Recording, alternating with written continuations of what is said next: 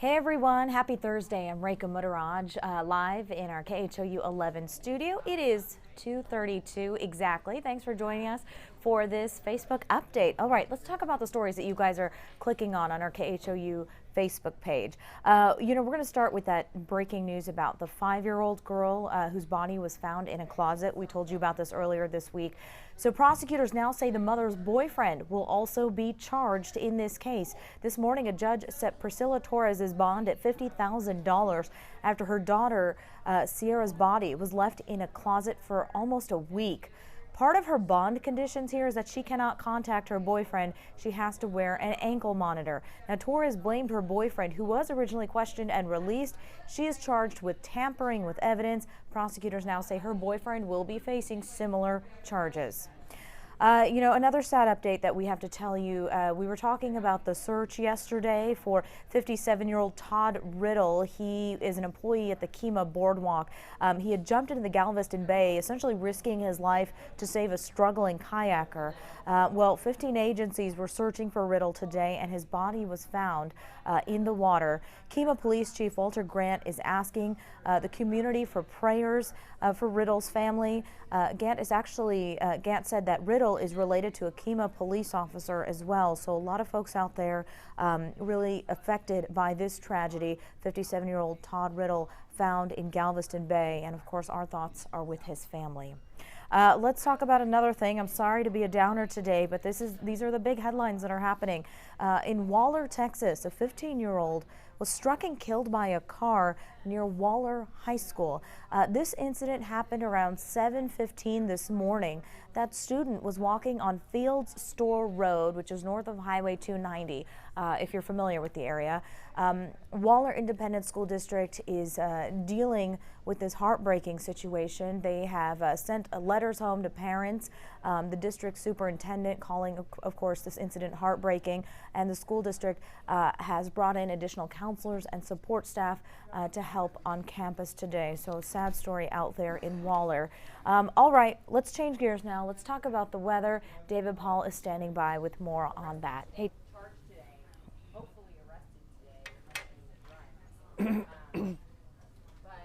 Hey, Rekha. Good afternoon, everybody. Well, the weather outside here is hot.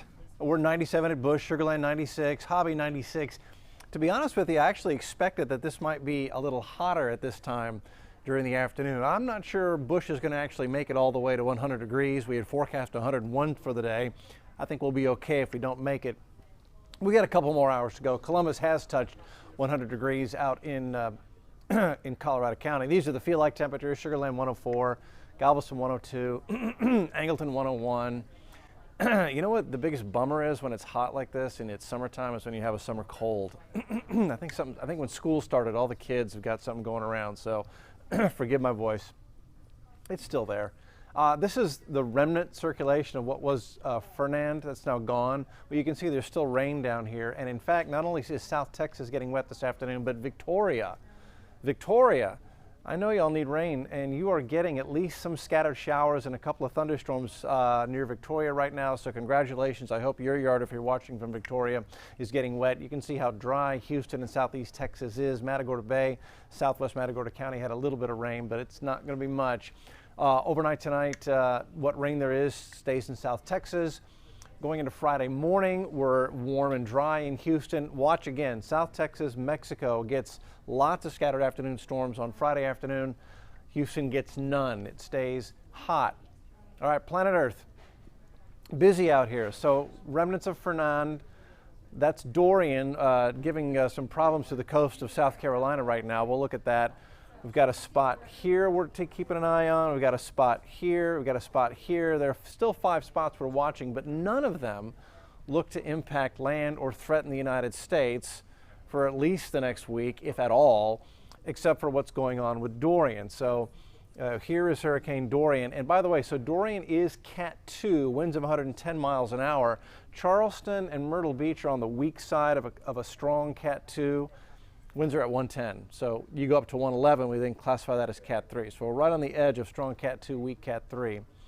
And it is a rough go on the coast of South Carolina right now, from Charleston to Myrtle Beach. And it's going to graze by Wilmington and up the Outer Banks here as we head into tonight. Wind gusts this afternoon, Charleston 64, Myrtle Beach 54. So it is a rainy, windy tropical storm day on the coast of South Carolina. One of the buoys sitting right out here a little bit ago did report a wind gust to 97 miles an hour. So offshore the winds are at hurricane force, but on the coast looks like it's going to stay tropical storm force. This is in the wee hours tomorrow morning. Wilmington 58 mile an hour gust. Nags Head gets a gust to nearly 80. That's 1 o'clock tomorrow afternoon before it finally, watch how this is going to exit, before it really threatens Ocean City and New York. They'll have gusts to 30, 25, but that'll be it below tropical storm force. And there's what's left of Dorian heading up to Nova Scotia as we head into Saturday. You can take your Learjet up to Nova Scotia. Here's the forecast track from the Hurricane Center. Again at 2 going up the East Coast, then off.